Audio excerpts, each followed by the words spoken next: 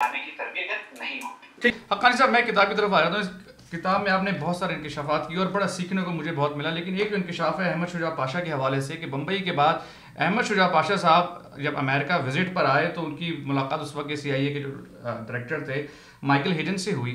आप भी उस मुलाकात में शामिल थे जब उनकी मुलाकात हुई?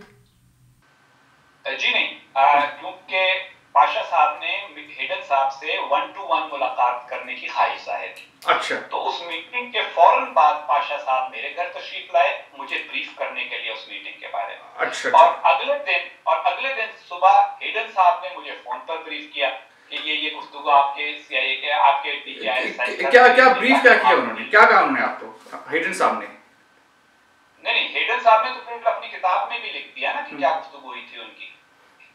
ठीक, इसमें उन्होंने अपनी मीटिंग का वही कहा जो मैंने अपनी किताब में कहा है कि बुनियादी तौर पे पाशा साहब ने इस बात का इतराफ किया कि मुंबई के वाक़े में मुलव्विस लोग पाकिस्तान से थे और ये कि उनका ताल्लुक लश्कर-ए-तैयबा और ये भी कि उनके साथ बाज़ पाकिस्तानी जो एहलकार हैं उनके रवाबित और ताल्लुकात थे। उनका जुमला मुझसे उर्दू में ये था कि लोग हमारे थे लेकिन ऑपरेशन हमारा नहीं था। मतलब ये कि हमने ये नहीं उनसे कहा था कि जाके मुंबई में ये करो, लेकिन वो लोग थे जिनकी हमने तरबियत की थी जो हमारे।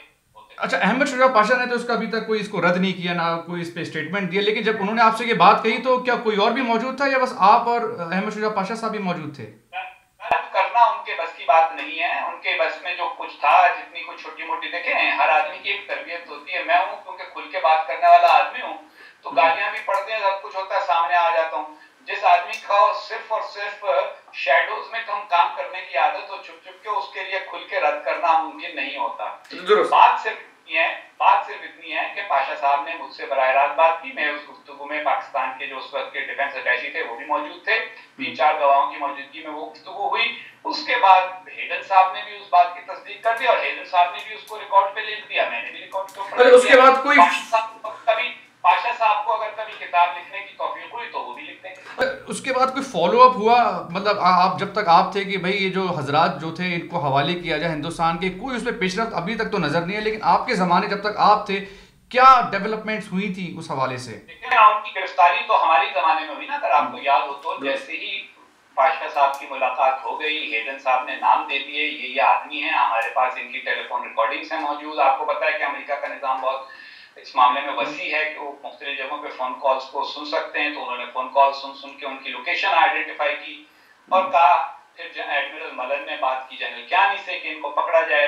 रातों रात उनको उठा लिया गया, ये ज़ियाउर रहमान लखवी को और कुछ और लोगों को ये गिरफ्तार हो गए और वादा किया गया कि इनके खिलाफ कानूनी तौर पे पैरवी होगी। फिर 6-7 महीने तक ड्रामा चलता रहा। हमारे लोग वहां गए, वहां के लोग आए, फिर उसके बाद हमने उसको उलझा दिया।